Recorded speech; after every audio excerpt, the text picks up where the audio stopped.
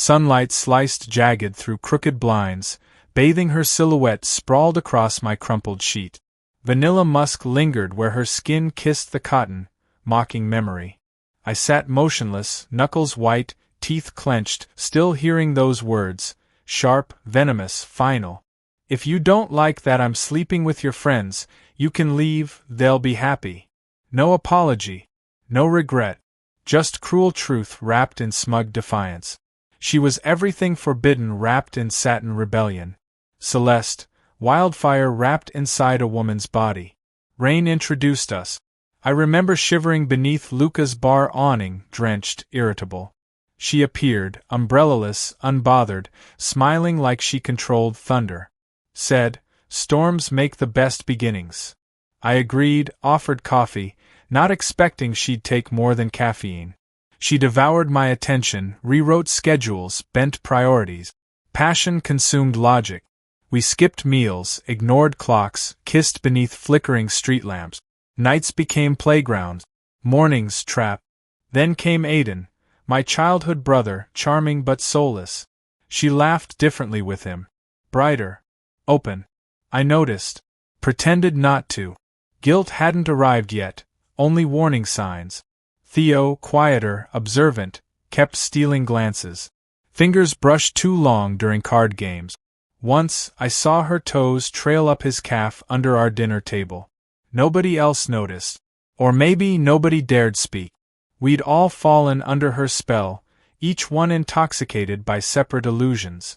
Marcus, newest edition, gym cut, gold chain always gleaming, she whispered secrets to him when drunk. Once, I heard her moan his name half asleep. Said it was part of a dream. I believed her. Then, I wanted purity from poison. Searched her messages, scrolled fast, heart racing, screenshots burned behind eyelids. She wasn't hiding anything. That hurt worse. Open betrayal, proudly displayed. She didn't love me. She conquered me. I confronted her. Quiet voice. Shaking hands. Asked if it was true. She didn't flinch. Only smiled and said, "They're better at listening, touching, tasting. Why should I pretend I'm yours?" That's when she dropped it. "If you don't like that I'm sleeping with your friends, you can leave, they'll be happy." Room froze. My chest hollowed. She walked away, hips swaying, humming. I didn't chase her. I couldn't.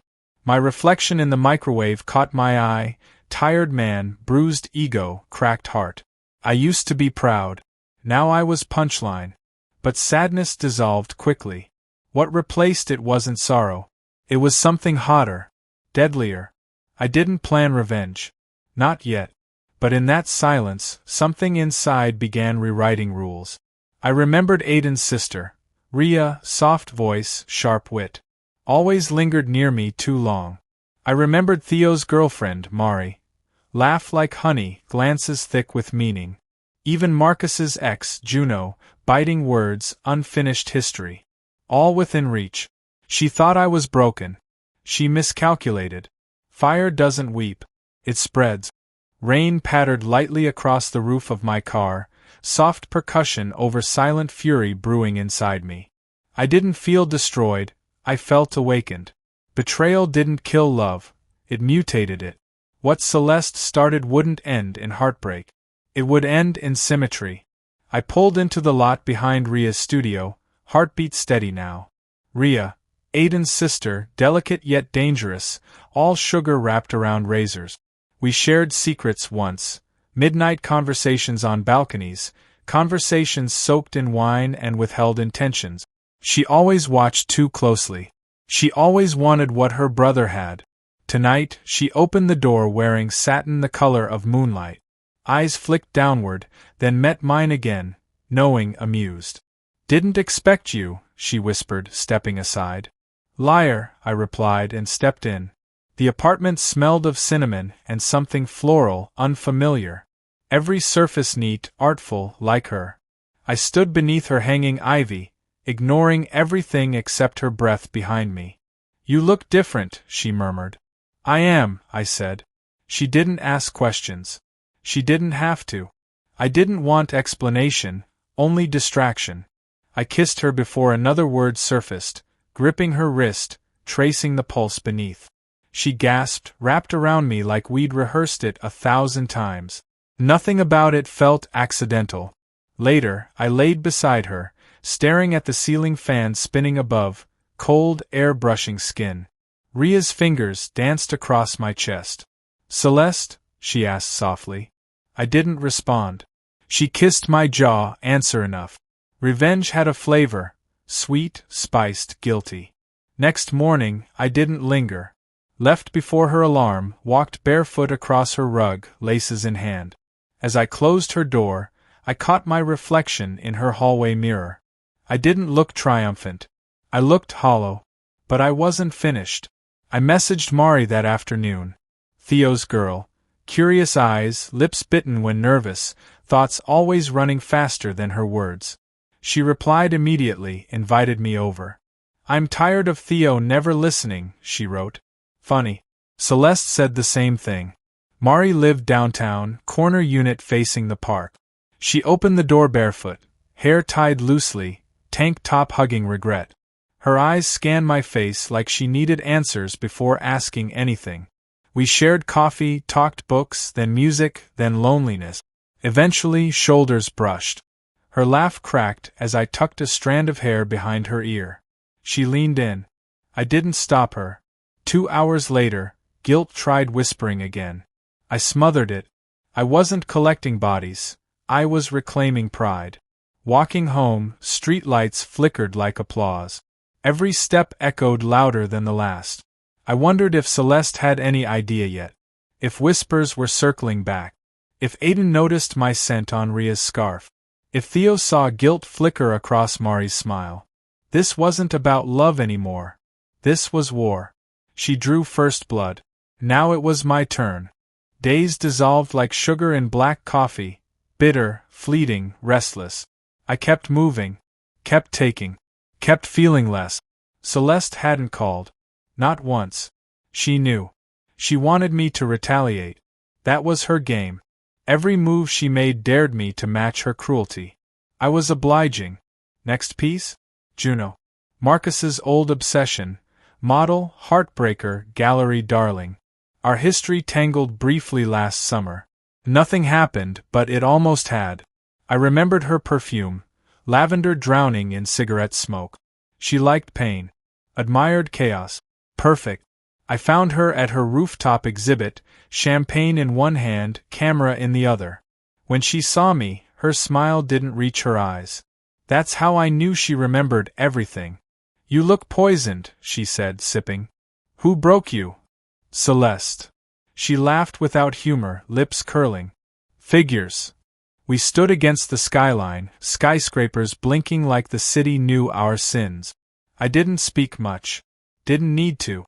My fingers found hers. She didn't resist. Later, in her studio, surrounded by canvases and torn film rolls, we created our own mess. No love. No promises. Only hunger wrapped in mutual recognition. She kissed with precision. Scratches painted across my back like warnings. Afterward, we didn't cuddle. Juno lit a cigarette, exhaled through her nose. "She'll find out." "I hope she does." She smiled. "Good." I dressed slowly, watching the red glow fade between her fingers. Nothing about Juno was gentle. Nothing about that night had healing. But still, I walked taller, leaving her space. Less broken. More dangerous. Back home, my phone buzzed. "Celeste, I know what you're doing.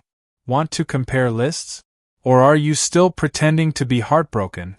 I didn't respond. She followed up. "Celeste," Mari confessed. "Sloppy. How many more are you planning to seduce just to feel alive again?" I stared at the screen, pulse steady. Then typed. "Me, only the ones you haven't already corrupted. Send." Seconds passed. Then her reply. "Celeste, that's cute. Pretend you're the victim. You were just boring. No apology. Just daggers." But something changed in her tone. Mockery had been replaced with something colder. Insecurity? Jealousy? Maybe fear. I didn't care. This wasn't about healing anymore. This was reclamation. My name. My pride. My body. Every step forward burned bridges. Aiden hadn't spoken to me since he saw me walking from Ria's building. Theo stopped answering texts. Marcus hadn't noticed yet, but that would change soon. I was unraveling everything intentionally. Systematically. You can't rebuild until you destroy the rot. Celeste once told me, "You'll never hurt me." It wasn't a challenge. It was a dare. She didn't think I had the nerve. But now, her kingdom of secrets was crumbling. And I wasn't done. Not until she begged. Not until she shattered. Not until every whisper of her control was ash beneath my heel. Nights stretched longer now.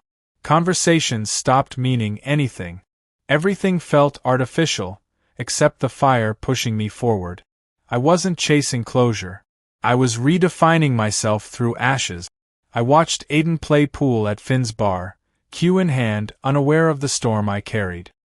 His usual swagger seemed forced, laughs louder than necessary. Ria must have told him. He didn't mention it. I didn't either. We pretended. That's what men do when pride outvotes pain. Then she walked in. Celeste. Leather skirt, wine lipstick, not a hair out of place. She scanned the room and landed on me. Her smirk belonged to someone who never expected consequences. "A drink?" she asked, sliding into the stool beside me like nothing ever happened. "No," I said without looking. "You're no fun lately," she purred, stirring her cocktail. I took a sip of mine, slow and cold. Maybe I ran out of patience. She laughed, light fake. "They're all talking, you know. Ria. Mari. Juno. You're building a reputation. And you're jealous." Her eyes narrowed. "You think this means you've won?" "This isn't chess," I said, leaning closer. "It's demolition." She blinked. "Just once." "You're ruining friendships," she said. "You ruin trust." She shifted, biting her lip. "You don't scare me." "I'm not trying to scare you." I let that settle. Then I left. Outside, city sounds washed over me, horns, engines, distant arguments. I felt untouchable. Cold, precise, burning with control. But deeper, beneath everything, I also felt something unexpected. Exhaustion. Revenge demanded energy. And I'd given so much. Still, one piece remained untouched. Elias. My best man. Quiet, loyal, always playing mediator. He stayed out of drama. Or so I thought. But 2 nights ago, I found his name buried in Celeste's old messages. Her nickname for him, Ghost. I hadn't confronted him yet. I would. I texted. "Me, come by tomorrow. Need help with something." He replied. "Elias, anytime, brother." That hurt most. The lies that wear friendly masks. Next morning, I brewed black coffee, left the door unlocked. He arrived wearing his usual faded hoodie, dimples showing. "What's going on?" he asked. I handed him a folder. Printouts. Screenshot. Hotel receipts. His face drained. "You knew," I said. "No, look, it wasn't," she came on to me. "I told her it was wrong. But you didn't stop it." "I didn't want to hurt you." I stood. Quiet. Measured. He stepped back, voice cracking. "It didn't mean anything." "Wrong again," I said. "It meant everything." He left without another word. No fist. No screaming. Just silence thicker than betrayal itself. I stared at the empty hallway, pulse slow, thoughts racing. Celeste was right about one thing. I wasn't fun anymore. I'd become something else. Not a lover. Not a victim. Not even a man seeking justice. I'd become a mirror, showing them what they really were. They hated that reflection. She especially. Which meant I was finally getting through. Windows rattled from a sudden wind as I stood over the balcony, cigarette untouched between trembling fingers. Below, people hurried through puddles, unaware their world hadn't shattered like mine had. Or maybe it had, and they just wore better disguises. I'd scorched everything. Friendships, trust, shared histories. No bridges left to cross, no shoulders to borrow. Aiden had blocked me. Theo hadn't spoken since Mari confessed through tears. Marcus finally found out about Juno, punched a hole through his steering wheel.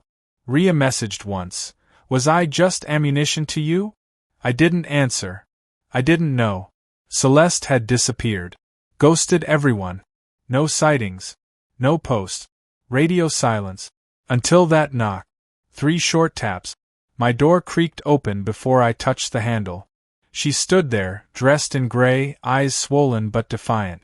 "I knew you wouldn't stop," she said softly. "You never gave me reason to." She stepped inside without permission. Same perfume, sweet and corrosive. Everything about her felt colder, sharper. Like grief masked behind perfect eyeliner. "I never wanted you to hate me," she whispered. "You didn't want anything that required effort." She sat on the armrest, fingers fidgeting. "They used me too." Aiden lied. "Theo filmed me without consent." Marcus shared photos. "You think I'm the villain, but they broke things before I did." I didn't blink. "Then why punish me?" "Because you were safe," she said, voice cracking. "Because you loved me, and I didn't know how to return that without destroying it." The silence that followed could have drowned an ocean. I looked at her, really looked. Still beautiful. Still dangerous. Still my undoing. "I ruined people," I finally said. "For revenge. For power. For closure." She nodded. "I hated you." She nodded again. "But I never stopped wanting you." That made her flinch. She stood slowly, walked toward me, then paused, like a ghost unsure where it belonged. "I came to end it properly," she said. "No more games. No more lies. I'm leaving. City. Everything." I didn't respond. "You were my only real thing," she added. "Then why burn it?" "Because real things scare people like me." I could have touched her cheek. Could have asked her to stay. Could have kissed away every name she'd whispered that wasn't mine. But I didn't. Instead, I stepped back. "Goodbye, Celeste." She blinked once, then turned, vanished through the same door she always left open. Only this time I closed it. Not softly. Not violently. Just finally. Back inside, I stood alone. No echoes, no shadows, no chaos. Peace felt foreign. But maybe that was the point. I didn't need her apologies. Or their forgiveness. I needed my name to stop sounding like failure. Tomorrow I'd disappear too. Not to escape. To rebuild. From dust. With scars as foundation. And no one else's ghosts in my bed. Mornings arrived quieter now. No buzzing phones. No cryptic messages. No perfume clinging to pillowcases like hauntings. Just breath, sunlight, and the echo of decisions made. I moved into a small place above a record shop 2 weeks after Celeste left. White walls. Hardwood floors. No memories embedded in the corners.